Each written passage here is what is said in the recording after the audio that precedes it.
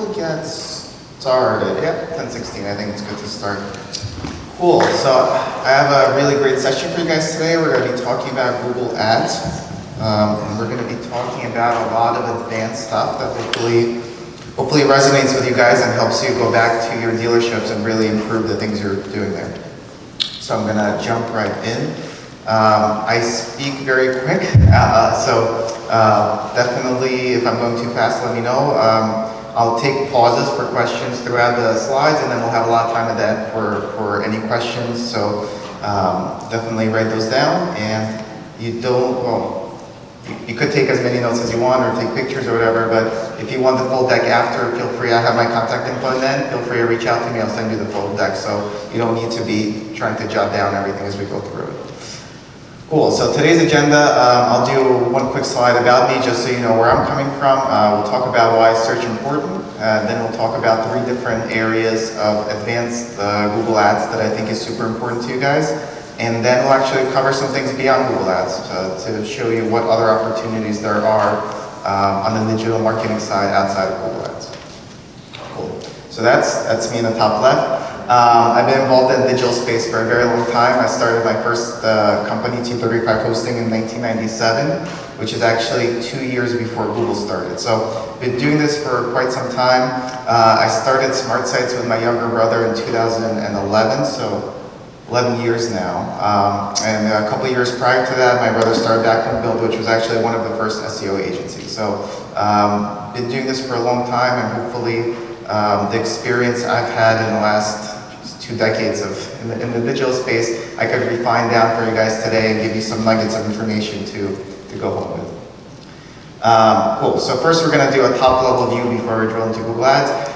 The reason Google Ads are important, the reason search is important is metrics like this. So this is a website that I like to quote in a lot of my presentations at the start to kind of build the context.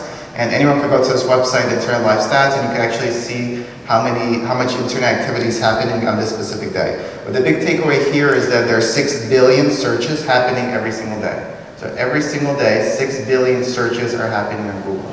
And that doesn't obviously take into account Yahoo, MSN, there's country-specific search engines. So just the scope of how big this has become, if you guys think about your own behavior, how everything has become really Google-centric. If you come home, for example, fly back home after NIADA, and you come home and your pipe's leaking in your basement, right? What's the first thing you're gonna do? If this was 5 years ago, probably take out the yellow pages, right? Or call a family member, like, I need a plumber, can you help me find a plumber, right? Today, I guarantee everyone in this room, the first thing you're gonna do is you're gonna take out your cell phone, right? And you're gonna search plumber near me, most likely on Google. So just before we jump in, just to frame the conversation of how important all this is and how it really is the place where consumers go to find information. So not only are there 6 billion searches happening every single day, and this slide is directly from Google, 15% of the searches every single day are new. It means Google has not seen these searches ever before. Is that crazy? 6 billion searches happening every single day, and 15% of them are new to Google. So people are not only searching, but they're continuing to search in different ways. And it's very important to be cognizant of the consumer behaviors to make sure you're there for those correct searches. This is a pandemic slide that I've been presenting for a couple of years, but the pandemic also changed consumer behaviors a lot. People are searching in completely different ways, different things that are important to them that weren't before. I have some stats on the right side, but people are shopping brands that they've never shopped before, very pandemic driven. The flip negative side of that is brand loyalty is at the lowest it's ever been for pretty much every industry and every brand. And obviously in automotive, people are switching brands in ways they've never done before. So there's a lot of really macro trends that are happening to be aware of as we dig deeper into search. Cool. A couple more slides on why all this is important, and then we'll dive into the technical stuff. And I won't bore you to death with these graphics. I have a whole deck of all these things, but again, why search is important. So this is a discovery survey. So search engines continue to be the #1 place people go to research cars. The right side is UCPO. Obviously, no surprise here, Google search continues to be the top place people go to find cars. And even if you think about all the endemic sites, right, all the sites that pull together all the inventory, the car gurus of the world, they themselves are getting traffic from Google as well, right? So search continues to be super important, and Google continues to be super important. And again, it's the way we as consumers find information these days. Cool. So this slide I've been presenting for a very long time. This is a very interesting one. So this is I think it might be slightly confidential, although since it's a little bit older, hopefully it's not. This is a study that Google did based on $1,000 invested in Google Ads. How many car sales you get and over what period of time.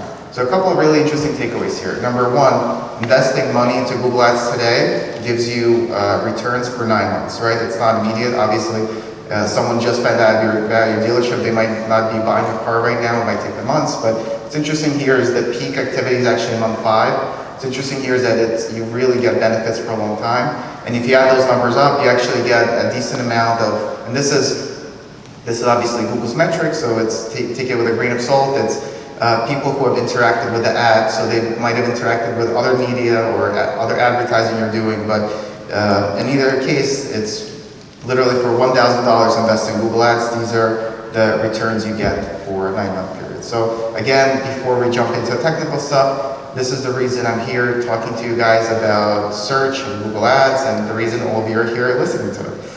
It's obviously super important, and it's super important to continue advertising even when it might not make sense, right? When there's low inventory or other issues, a gut reaction is always that, oh, marketing is obviously the easiest thing to cut, right? It's easier to cut marketing than to fire employees, to shrink your facility, right? But in a lot of cases, cutting marketing today will affect you in future months when you might have inventory. All right, so we're going to be talking about 3 different Google Ads, I would say, advanced Google Ads things today. And we're gonna go a little technical, then a little bit less, and then technical again. So it's not gonna be all super technical. Cool, so we're gonna start with value-based bidding. Show of hands, how many people are familiar with value-based bidding? Or have heard of value-based bidding? We have a couple of people. Cool, so I'll walk you through, this is kind of a timeline, and for those that have been involved in Google Ads for a long time, this is a timeline of Google Ads bidding strategies over the years. So position-driven goes back, I don't know, 10 years, and for those who were involved all the way back then, I'm sure you remember the time when everything was literally position-based. When you would check how well you're doing, you would go on Google and you would search your keywords and see where you would come up, both organically and paid, right? That was literally the most important thing. I want to be #1, right? So that's the oldest bidding strategy. So, and the strategy, you really just would set it up, I want to be #1 for everything, right? I just want to be #1, I want to be #1. Strategy that came after that is keyword driven. So keyword driven is now you're actually putting together lists of specific keywords. You're putting together specific ad groups to match the different purchase cycles. And if you guys, again, have been involved in the Google space, their playbook for the last many years has been the micro moments, right? You want to be targeting consumers with the right messaging and the right micro moments of their journey. So that was a keyword driven strategy where you really wanted to target certain keywords in certain ways, and it was no longer as position driven as before. And keyword driven has been a strategy, and the whole Google micro moments has been really a strategy for a very long time now, and I find a lot of agencies who do pay-per-click are still kind of stuck in that strategy. Blue is kind of where we are today, more or less, even though the slide is 2 years old now. Blue is outcome driven. So the difference between position driven, keyword driven, and outcome driven is now, instead of just focusing on micro moments and keywords, you're actually focusing on outcomes. And outcomes are your conversions. So the big difference here as we moved into the strategy is you want to be measuring all your conversions, all your conversion actions, right? That means VDPs, SRPs usually a little too high. I would start with the VDPs and then go all the way down. You want to be measuring the phone calls from your website. You want to be measuring the inventory leads, like someone that I'm interested in this car and filled everything in. You want to be measuring the finance application leads, right? Your trade-ins. Everything that has an outcome that's important for your dealership on your website, you should be measuring. This is really big because I still find a lot of agencies and people aren't really on board, even with outcome-driven strategy, right? So without being outcome-driven, you're just pretty much blindly bidding on keywords, and even if you're doing adjustments, let's say mobile bid adjustments, or you could do age, gender, whatever it is, it's really gut-driven, right? When you move to outcome-driven, the big benefit is you can now rely on machine learning and Google's AI bidding. So simply by linking up your Google Analytics to Google Ads, setting up all these conversion actions, Google could now do what's called auction time bidding. So Google could on the fly bid less or more for that individual user between the time they go on Google search, they type in the search query, they press search, between that time and the ad showing, Google's machine learning will bid on the fly, higher or lower for that person, based on all the data in Google Analytics, which I think I have a slide a little later, but that includes, I don't know, age, gender, location, time of day of the week, right? Google knows with all this data that people are more likely to do trade-in forms at these hours. So at these hours of the day, they're going to bid higher for people who are searching for do searches that might generate trade-in forms, right? And all this stuff is happening on the fly versus before it was really like gut-driven, right? People would be like, well, I think Saturday is the best day for my dealership, so I'm going to do a bid adjustment for Saturday, right? And then they would review it like every 3 months or 6 months. It was always backwards looking. This is all on the fly, forwards looking. So that's where, as an industry, where we've been for a couple of years, except in auto, where a lot of people are still keyword driven, but in the grander scheme of things, it's been outcome driven, and Google machine learning and AI bidding has been really, really powerful. And those who have implemented in the last couple of years saw a tremendous difference in results. The new thing that now is where the little star shows at the beginning, and again, these slides are, I think, a year or two old, but the newest place you want to be is value-based bidding. And value-based bidding is really a natural transition from outcome-driven to the next step, and I'll explain why that makes sense. So in outcome-driven, let's say you did everything I said. You took your Google Analytics, you linked up to Google Ads, you set up all your conversions, you have your VDP, you have your phone calls, you could even do store visits.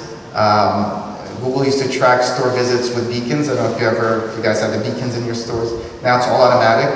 If you have a Google Android device, or if you have an Apple device and use Gmail or anything, Google automatically could track that you're in the store. So you could track everything from VDP to store visit. Let's say you did everything, you tracked your phone calls, you have all these conversions, Google's doing the machine learning bidding on it, everything's going really well, right? The problem becomes is by having all these conversions in an outcome-driven strategy, is that they're all treated equally, right? So if you think about it, it becomes a conversion is a conversion. So a VDP is a conversion, a phone call is a conversion, a store visit is a conversion, right? They're all 1.0 is the value, right? They're all one conversion. So the next phase in Google Ads and really generating the biggest value from Google Ads is value-driven, where you actually tell Google the value of each one of those conversions. And it could be for, obviously it's easier in e-commerce, you could say the value is the value of that item. But even in automotive, it doesn't, first of all, it could be a value. You could say that I know a phone call is worth $100 to me, right? You could actually have it be a dollar amount. But more interestingly, it doesn't have to be, it could be a ratio. You could just say that a store visit is worth 100 times more to me than a VDP. The idea is just to let Google know which conversion values are more valuable to you and by which factor, so Google could bid for those more. Does that make sense? Did I lose anyone? Questions on this before I go to an example of how this works? And you could also ask these questions at the end, it doesn't have to be now. All right, so I'll show you how this works. So this is a dealership that we did this pilot for, probably already 2 years ago that we did it. Well, the dates are up there, actually, no, we did a year and a half. So what we did is we switched them to value-based bidding, right? And the conversion action that is most important for them is the form submission. So someone actually said, I want this car, and filled out all this information. And for those who are familiar with Porsche and the Taycan, this is when the Taycan was not selling well, right? This is March 2021, April 21. That's when they had tons on the lots and they couldn't sell them. So it was very important to try this value-based bidding for them to see if we could create a lift. So there's a lot of numbers that you're looking at here, so it's, I'll explain it. Hopefully I don't lose anyone on this slide with all this number, but what happened is we kept the same budget, so the spend didn't really go up. Spend changed by 3%, right? Insignificant change of spend. But by telling Google that the form submissions are a lot more valuable than BDPs and letting Google's machine learning focus on form submissions, they actually got twice more form submissions with the same amount. So just by implementing the machine learning, value-based bidding, all this stuff that I just spoke about, it doesn't mean you're going to be spending more, right? And in a lot of cases, I can't tell in the clicks, I think both campaigns are a little different, but in a lot of cases you actually get less clicks and your cost per click might actually go up, but you wind up with more conversions because Google will pay a lot more for people that they believe will have a higher propensity to convert and a lot less for people who won't. And with value-based bidding, they know this individual based on all these data sets they have. They know that this individual, based on their male versus female, time of day of the week, their previous search activity, they know this the individual is more likely to submit a form on your website, so they'll automatically bid higher for him and lower for other people. This makes sense. This is really, really powerful, as you can see, with the same budget, without spending a dime more, you could actually get more form submissions, which obviously should be more important than a BDP for you, right? This is a full, like someone filled out, I want this car, and filled out all their information, submitted the form. And the sample size is not small either. I can't, we didn't go here, but I think it's 10 to 20 was the jump. Any questions with value-based bidding? Going once, going twice. Sold. So for the next section, we're going to do a little bit less technical, and then we'll finish up with some more technical things, and then we'll go outside of Google. That's how I'm doing time. Cool. So this section is enhancing your presence. So this is a more simple one, right? Value. You guys set up your conversions, your conversion actions. You guys should set up values for all your conversion actions. Everything's running well. These are things that seem very simple, but I still see a lot of dealerships not do all the way. So it's enhancing your presence. So your ad on Google, think of it as a billboard, right? And this example, I've been using this example probably for 4 years, and take it with a grain of salt, because if the lower you rank in the Google ads, the less likely they'll show all the extensions. So there's a chance that Progressive actually had all of them correctly, but didn't get shown. But pretty sure that they didn't, based on all the other data I saw. So in both of these cases, right, you're paying the same, or you could be bidding the same amount per click, but if you're actually using all your extensions, you get such a bigger piece of real estate on Google, right? You're not paying more to have that extra space, and in fact, you'll probably pay less, because by having it more attractive and have more clicks, your click-through rate will be higher, and then your quality score is going to be higher in your keywords, so you actually wind up paying less to have a better ad than a worse ad. These are all the extensions that are available in Google as of when I made the slide probably a year or two ago. Outside of this, there's also a lot of betas that the agencies you work with will have access to, but you might not have visibility into. So this was a beta that we piloted with Google and Mercedes, I want to say almost 2 years ago. So in this example, this is an image extension. So in this example, we were actually able to load up images of that specific car in the ad. So on the right side is actually one of our clients.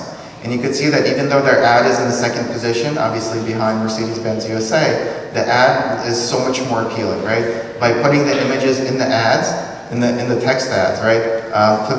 Click-through rates went up, quality scores went up, cost per click went down. Every single metric had double-digit gains. And this is like one of those beta extensions that your agency should be opting you into and testing.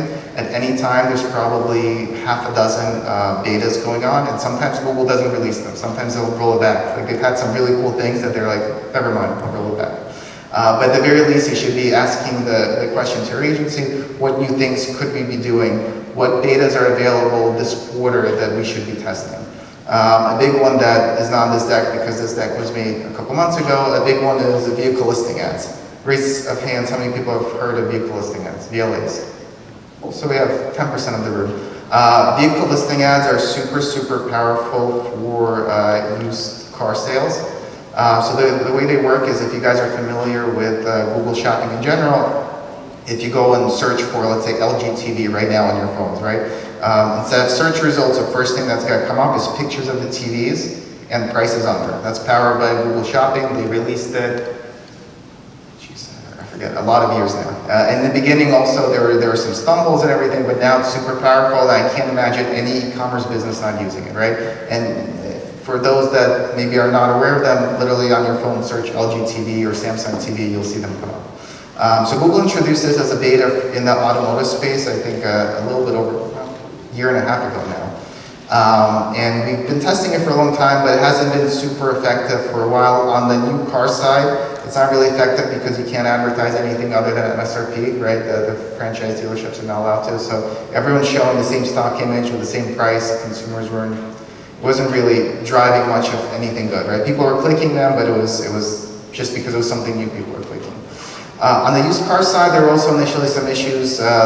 One of the issues is, and I think it's just consumers not being used to vehicle listing ads, but a lot of people will click on them, and then they would click back into Google. As opposed to a search ad, they would land on your website and do stuff on your website. Vehicle listing ads, we saw a lot more activity, people clicking and then pressing back, because literally on Google, they show pictures of all the other vehicle listing ads. So they would click it would cost you money, and then they would go back to Google, and it wasn't generating much of anything. Second problem was that Carvana, which was part of the initial pilot of this with Google, was spending tons and tons of money on it. So the cost per click was like $5, $6, and people would press backward, and it wasn't working out very well. Recently, Carvana pulled back a lot of their spend, and it's actually generating good results now. So it's a little bit pain to set up. To set it up, I'm actually doing an entire presentation actually on VLAs, I think in 2 months. So it literally is an hour-long explanation of them and how to set it up, but you need to have a Google Merchant Center, you need to provide a feed in there, Merchant Center connect to Google Ads, so there's a big setup component, but it's super powerful once you set it up. The clicks are now cheaper, and it gives a lot more results, and it's dynamically generated. And Google is getting better and better at displaying the right vehicle listing ads for the search query. So if someone searches yellow Toyota Camry, there's a big chance that if you have one in the vehicle listing ads, your actual yellow Toyota Camry will pull in there. The consumer sees a yellow Toyota Camry and with the price already, mileage, price, right, the year, and if they actually click into it and they are in fact searching for that year yellow Toyota Camry, unless your price is really high, there's a very big chance you'll sell that car. So takeaway here is obviously, along with the image extension, vehicle listing ads, there's really a lot of betas that at the very least you should be educating yourself about. If you're working with an agency, I would recommend challenging the agency to educate you on it, or at least ask them about it. What are new things that are available that we could and should be doing? Yes? I'm sorry? So it's still, I think it's officially not a beta, but you have to opt into it. So do you have to be working with the agency? So before, yes. Now, no, but you still need to know the form to submit to get approved for it. So if you email me, I could send you the specific form. You have to get whitelisted for it. I don't think it's going to be for a long time because it's already technically out of beta, but currently you have to get whitelisted for it. It's very strange setup. You have to whitelist your merchants. You have to set up a merchant center, which is meant for obviously consumer goods like electronics, right? You have to get whitelisted to have automotive in the merchant center. And once they whitelist you, actually will show up and then you could continue the setup. But yeah, I'll shoot you the link to the form to set up. It used to be that you would submit the form and have to wait like 3 months for approval, but now they're actually really quick. It's like 1-2 days and they approve you. Any other questions? Vehicle listing ads, I think, will become really, really important in the next couple of, I don't even want to say months, but probably quarters. As I'm looking at my speaking schedule, I get asked to come to events and present certain things. The hottest things for Q4 that I'm being asked to present is vehicle listing ads and Google Analytics 4. Those are going to be, continue to be the hot topics, I think, as we head into Q4 and then Q1 next year. All right, so back to very technical things. So we're going to talk about custom audiences. Cool. So this is probably the oldest slide you'll see here today. I put that slide together probably 5 years ago. But how many people, show of hands, are familiar that you could do audiences on Google? Show of hands, show of hands. Oh, we have half the room. So on the left side is pre-built audiences. So these have been around for a very, very long time. So this is on the Google Display Network. So it's obviously lower quality of traffic than Google search because it's on third-party websites. We can actually target people who have an affinity or in market for specific brands. You could even in market for used cars. So the left side has been around for a very long time because it's considered standard 4 or 5 years ago when I made this slide, right? The right side, custom affinity and custom intent, was newer, innovative 4 or 5 years ago. Obviously, it's not today, but that has also been around for a very long time. You could literally target, you could create custom intent audiences, target someone who's in market for Audi Q7, show them an ad for Audi Q7. They go to your website and it shows them all your Audi Q7 inventory. When Google rolled all this out, it was really their answer to Facebook, because on Facebook you target audiences, right? On Google you target keywords, and this was really their solution for that. And for a little while, it offered a lot of really creative things you could do. Cool. So this is innovative 5 years ago. This is innovative today. The cool thing you could do on Google now is you could create custom audiences. So there's really a lot of applications here, and really only limited by your creativity, right?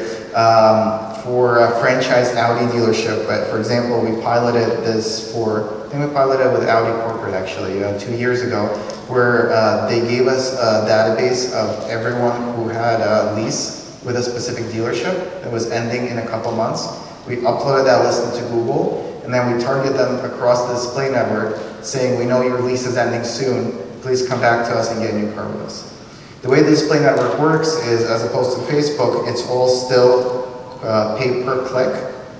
So all these banners, we were bombarding these people whose leases were ending with, right? Them seeing the banners cost nothing. So you build awareness, you build a lot of these top metrics at no cost. 54 people wound up clicking the ads, literally. So these are literally people that are customers of the dealership that have leases that are ending. You're giving them an offer to get into a new car. I think there were 10,000, 20,000 impressions on it. Tons of people saw it. 54 people clicked. It was an average of $1 per click. It cost $54. So for $54, you return a lot of your leasees who might have actually went to a different dealership. So really creative things you could do with your data set. So this is literally you taking your own data and uploading it to Google and then targeting those people. Cool. So this is one step after that. This is a really cool part of Google Ads that we've piloted with them for a long time, but I'll walk you through it. This has been in Google for a couple years now, but it's really underused. So under tools, you could go audiences, and then you could do custom audiences and create a custom audience segment. So I'll read this through so it sinks in, and then I'll walk you through it. So what we see here is you could create, and I'll read it, people who search for any of these terms on Google. So you could create an audience based on what people search for on Google, and then target them outside of Google. So what are some applications? You could create an audience of people searching for your dealership name, and then target them outside of Google with banners that show how many 5-star reviews you have to improve favorability of your brand. And again, you only pay if those people click. Everyone seeing those banners of your 5-star reviews costs you nothing, and if one of those people clicks and comes back to your website, you wind up paying like $1, right? Really, really powerful stuff. You can also target your competitors, right? You could create a list of audiences, as you can see here for this BMW dealership, list of people who have searched for their competitor on Google. Obviously, you can't bid for the competitor names. In the independent space, it might be a little different. On the franchise side, obviously, they can't bid on competitor names. What we could do is you could create this list of people who search for competitor names and then target them on the display network. Any questions with this?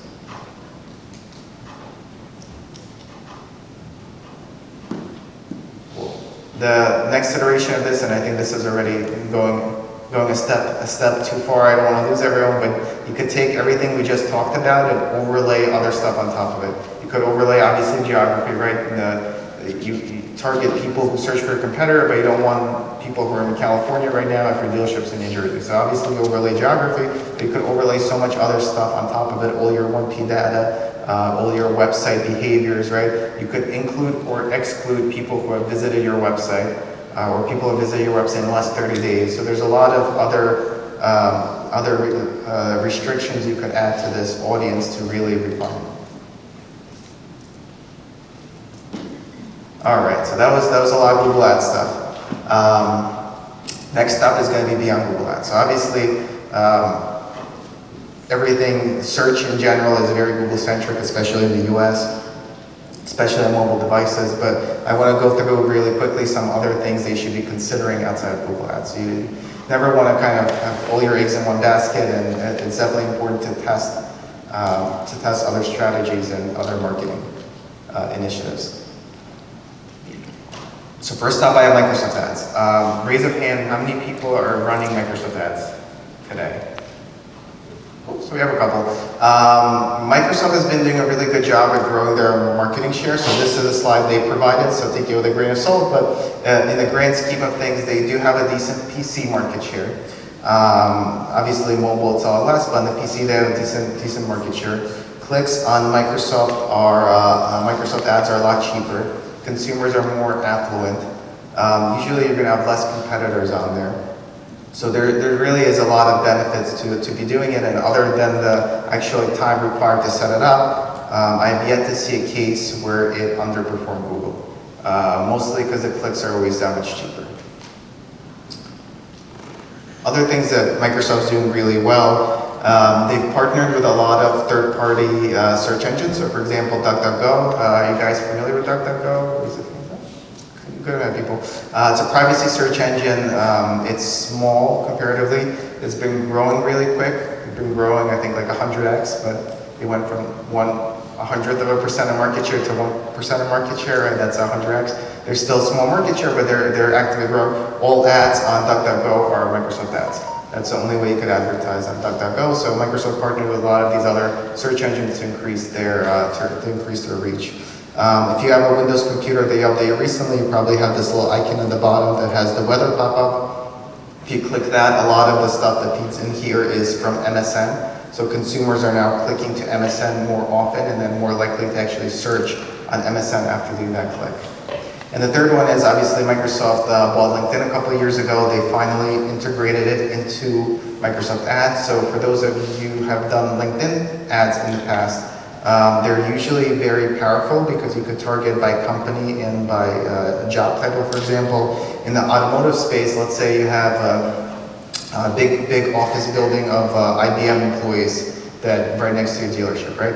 On LinkedIn, you could actually run ads to all IBM employees who are at that physical location. You could even do it by job titles. Let's say you want to sell luxury cars, let's target senior titles, right? And you could start ads saying that just for IBM employees, we have this special, right? And link them to somewhere on your page that actually talks about that special. So this is something you could always do on LinkedIn. The problem with LinkedIn, it's usually very expensive, right? The cost per click has been $7 to $10, let's say, depending on the geography and what you're targeting.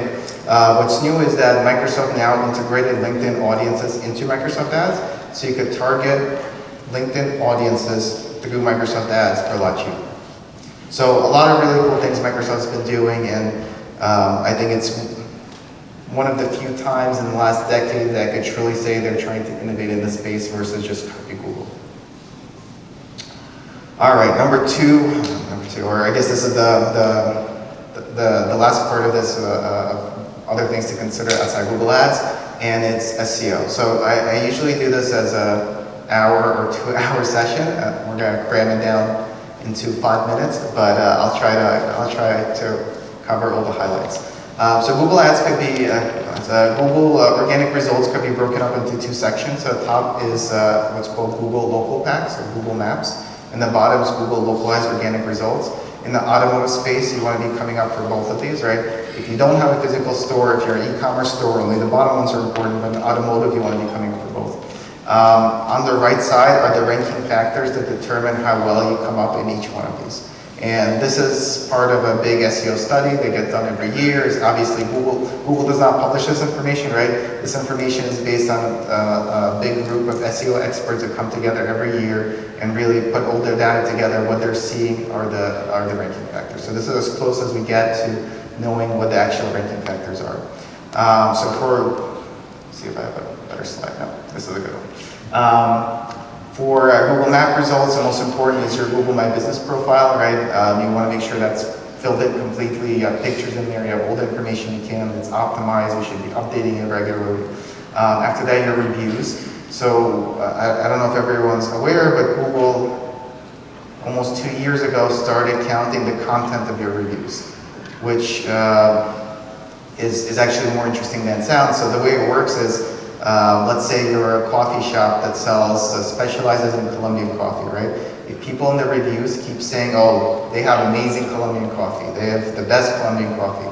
Someone goes on Google Maps and searches Colombian coffee house, your location will more likely come up in Maps results based on the reviews. So the content, obviously very hard to control, right? You can't tell your customers, please write very descriptive reviews, and I specifically want you to mention BMW X5s in it. I didn't buy an X5, yes, but that's what's important to me right now. So obviously you can't control as much, but definitely want to be cognizant that the content of your reviews is now being used by Google to determine your rankings on Maps. After that, it's really on-page and links for both of those. So let's drop down to local organic. It really, on-page and links continues to be more and more important. On-page is your technical SEO, and then the quantity and quality of your content. And then links is how many websites link to you, right? The more authoritative, relevant websites link to you, the more authoritative Google sees you, right? If CNN, Fox News, all these news websites link to you, Google now thinks, oh, you must be authoritative yourself, and they'll show your results more often. Let's see what slides I have. Cool. This is another, for those who are taking pictures before, this is probably an easier one to take a picture of. This is a summary of what we just looked at, but this is what goes into how will you rank on Google.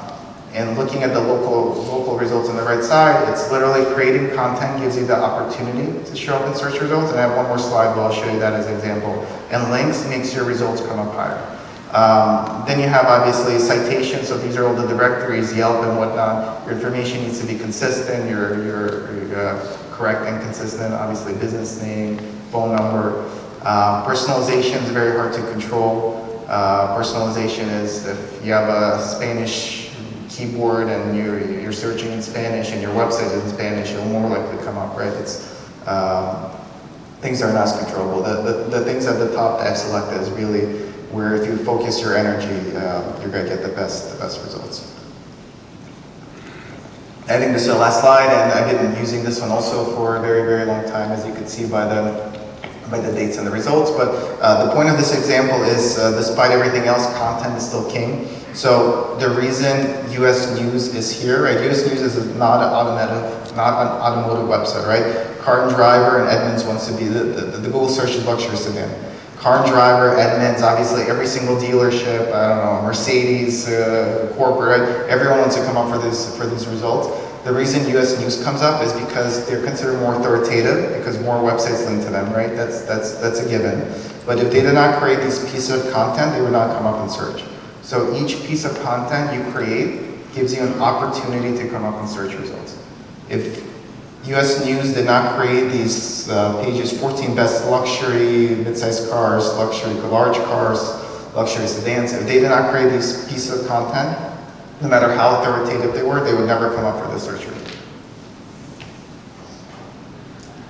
All right, so that's it. I'm gonna open up for Q&A. So if you wanna, the two QR codes, if you want to do the one on the left that lets you leave a survey about this session, which is really helpful for NIADA. And then on the right is if you take with your camera, you don't even have to take a picture, you just open up your camera and point to it. The one on the right connects you with my LinkedIn, so if you connect with me and reach out, I'll send the slides or the video of this or whatever. If you have any other questions, definitely connect with me and reach out. And with that, I'll open the floor to questions.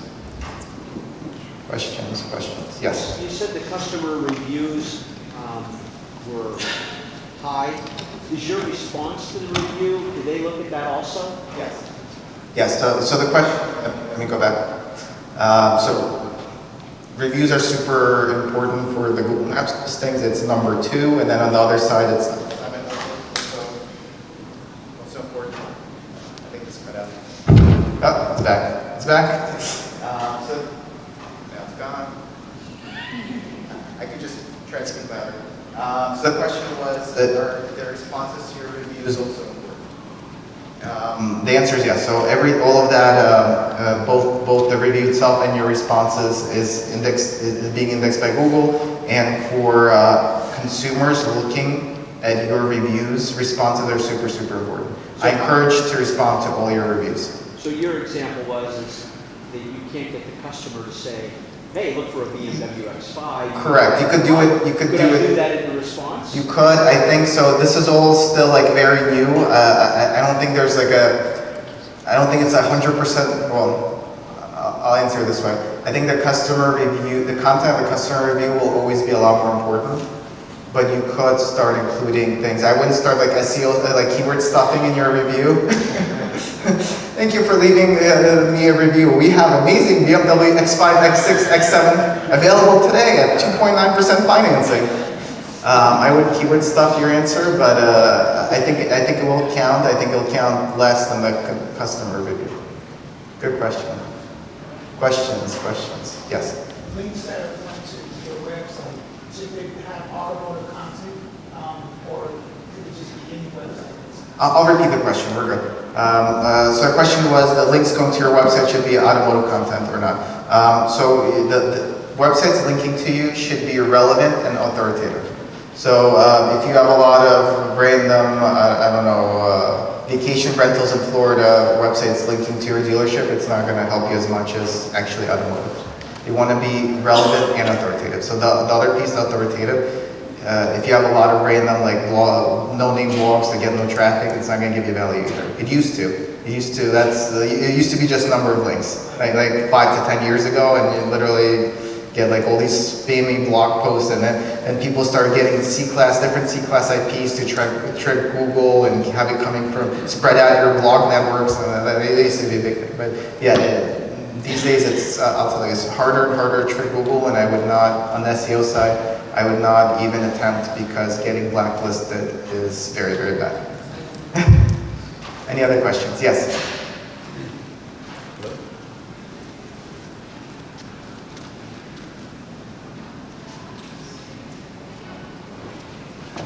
Anyways, good morning. My name is Amir from San Diego.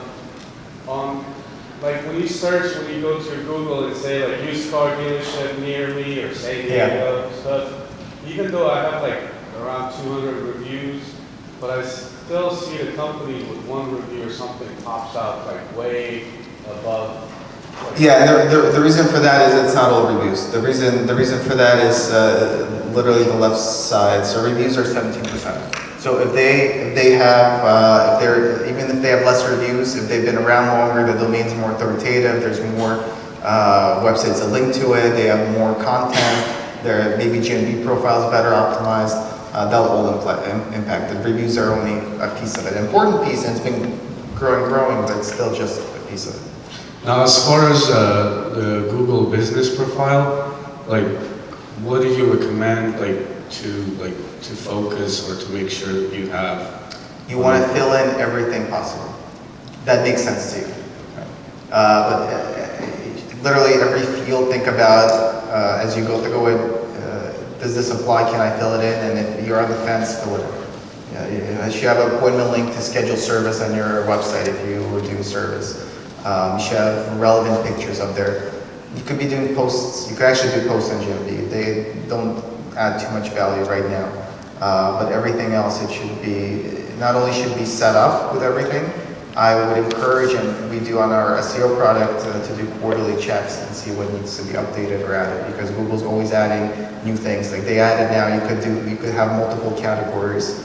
A big thing in the last 2 years has been sub GMB. So for those more so on the franchise side, but if you have a dealership that has service and parts, you should create a GMB for the service, a GMB for the parts, and have them as sub GMB of your main GMB. There's a lot of things you should be doing with your GMB profile. And it's more because on my SEO presentation, I have a slide over time that's become more and more important for Google. It's no longer Google My Business, by the way. Now it's Google Business Profile, GBP. But I'm still gonna call it Google My Business for another year or two. Any other questions?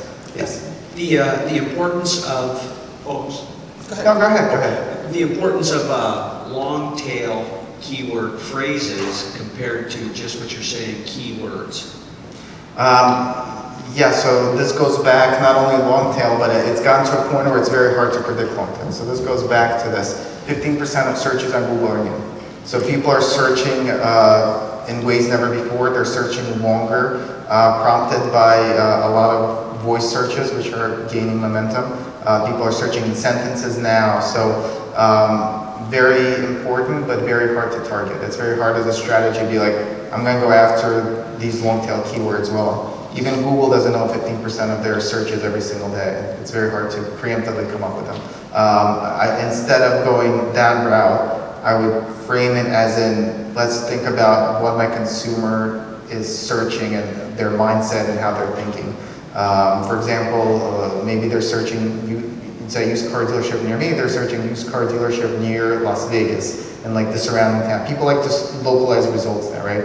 If you're in a specific town, you're very likely these days to search used car dealership near and then my town, like the town name, versus just local used car dealership or used car dealership near me. They're adding localized results. So once you realize that, how do you capture those people? Well, you can actually create direction pages for all the cities around you for those searches. So that instead of focusing on keywords, I would try to focus on consumer behavior, and then naturally it'll flow into keywords. Good question. Yeah, question? Can you go back to the slide with the on-page content and how relevant that is? I think it was all the way in the SEO slide, right? Yeah. This one? Yep. Well, I'm right This there, one. that one. So can you elaborate a little bit on what is most relevant for this audience, the independent car retail dealership, related to the on-page content? Yeah, for sure. Specifically. Yeah, so very similar to the previous question. People are searching for used car dealerships near specific cities, so direction pages will continue to be big. People are still comparing cars, so comparisons of the bottom funnel and top funnel, right? When people are on the top funnel of their journey and they're searching BMW X5 versus Audi Q5, right? The comparison pages are still relevant. I think at the end of the day, it's going to be different for each individual dealer. If you, as a dealer, have a lot of Toyotas, let's say, or in your area you sell a lot of Toyotas, you really want to focus on Toyota content. You want to have the pages for not only a Toyota page, but maybe for each car model, right? And you could even do a lot of this within your website platform. You don't necessarily have to go outside the box creating pages. You have an SRP result that you could optimize, you could add content to. So I think it's going to be different for every dealership based on their geography, based on the kind of cars they sell. And I think it's all a conversation with your SEO provider. I don't think they could arbitrarily come up with content for you without your feedback, even though that's unfortunately how it happens a lot of times. Question? Questions? Going once, going twice. I'll put it back to my LinkedIn information. So if you want a copy of the slides, hopefully the video came out. Reach out to me. More than happy to send you any information, or if you have any general questions, or you want me to take a look at something, give you some feedback. More than happy to help. Definitely reach out and message me. Cool. Thank you, guys.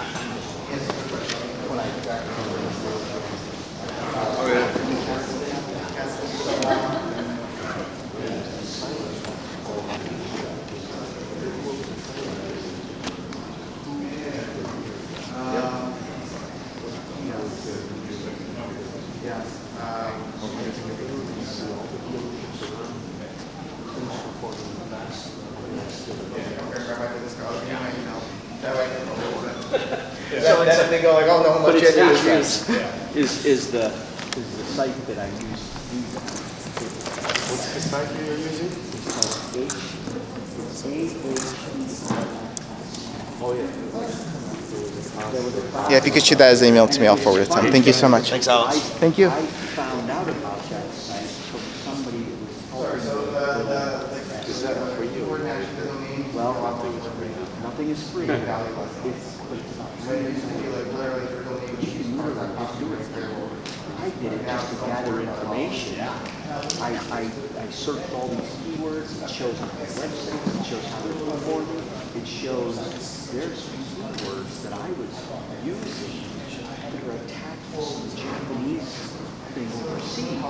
So I'm using keywords that I think's working, but all that information is being shipped somewhere else. They're stealing my stuff. So it was just a great tool to be able to say, hey, stop that. Stop that. Yeah. So. Hey, that's a good idea. But that's Definitely should do that. It is exactly.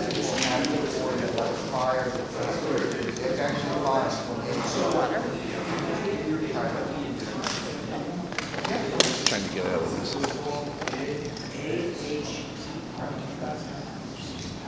Yeah, so my company is district business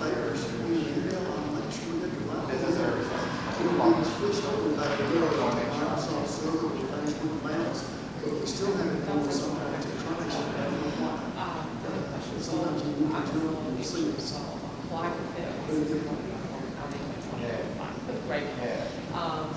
Hopefully one day. Me too. Yeah. But anyway, there's a situation of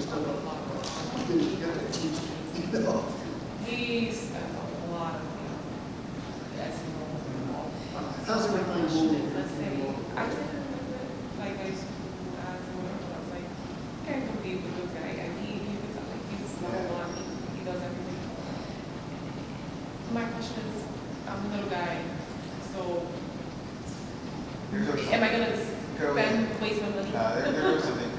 Obviously, you can't go as broad as the bigger guys, but if you focus on specific geographic areas, specific model, it's still outspend. Even if you spend sports right, because he's going very broad, he or she, you could outspend him on specific car models. Yeah, like for instance, I saw a lot of pictures. He doesn't sell it, but he has You really have to focus on what you have more on the later stage and making sure you very geographic focus on. And I saw a lot of 10 miles, Spanish. focus on like 5 pounds. Right. It's like that's right. Run that ad, make sure you're running the same ad, sure when that lands on somewhere, it's not like pages to understand or very there's definitely ways that, because no matter how big the company is, there you should go broad. You could always have And then my last question. Yes. I know both are important, SEO and SEM, which do you recommend to start with? Yeah, so S.E.M. is your instant results, but you say you stop getting Yeah. SEO is global, Yeah. you won't you want results right now, you want to right now with S.E.M. SEO will always get value from it, but you just might have to wait 6 months or twice. So it depends on what you're, in the perfect world, you both. Yeah, right. It depends on what you're doing. Okay. Yeah, we're right next to the industry. Yeah. So. By the way, in those situations, you could bid out their name, which will be very cheap and get some residual traffic. Yeah. No, like literally some searches vacant sport. Your search engine ads comes up and it says, I'm not a vacant sport, but this is why I'm better. Because the bigger they are, the people search them by brand, so they actually start taking away their customers. And in the franchise space, you're not allowed to do that as much. For you guys, the wild west. Hello. I'm leaving the thing now.